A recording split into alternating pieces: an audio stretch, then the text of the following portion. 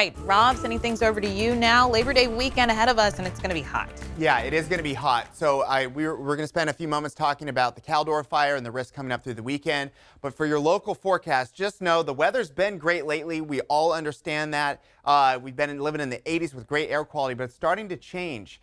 Air quality is getting a little bit more smoky, a little bit more ozone/smog, and we're going to get hot. Starting tomorrow, we're going to be close to 100 degrees, and I think many of us will hit 100 on Sunday and Monday. So there is some major heat coming. Now, in regards to the fire, we do see some hot spots here and there, but the direction of the wind is going to change by 180 degrees into the afternoon. Now, this is important because in some cases, like the north end of the fire, which has been slowly moving closer toward Heavenly Mountain Resort, if the wind shifts, it could blow some of the fire activity back onto places it's already burned. Of course, this hasn't happened yet, but that's one of the things that could play out later on today. But then in other places where the fire was burning near Kirkwood and then moved off to the east around Caples Lake, if it burns in that direction, who knows, it could take it across 88 and into new territory. So it's all worth watching day by day because this is the look from Heavenly out toward the fire on that back hillside south of Pioneer Trail. It's still active right now, and we're going to see winds generally calm today compared to where we've been.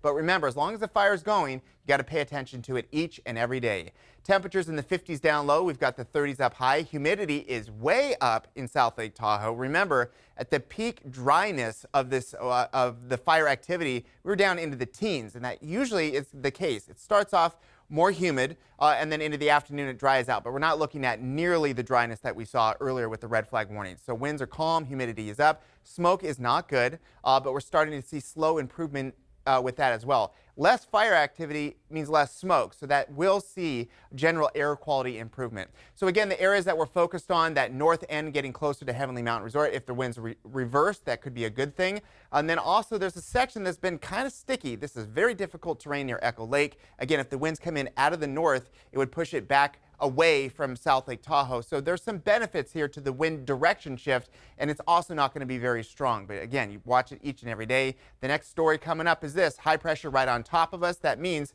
hot conditions on the way. Here's the specific wind forecast. You can barely see any wind barbs at all, meaning we're not expecting any strong gusts later on today. What about smoke and haze? What does the wind do with that? Well, it generally keeps it close to where the fire is. If anything, it moves it down to the south. So if you're worried about air quality this weekend, except for the fire zone, we're in pretty good shape. It really is all about the heat. Near 100 tomorrow and 100 plus Sunday and Monday. Brittany?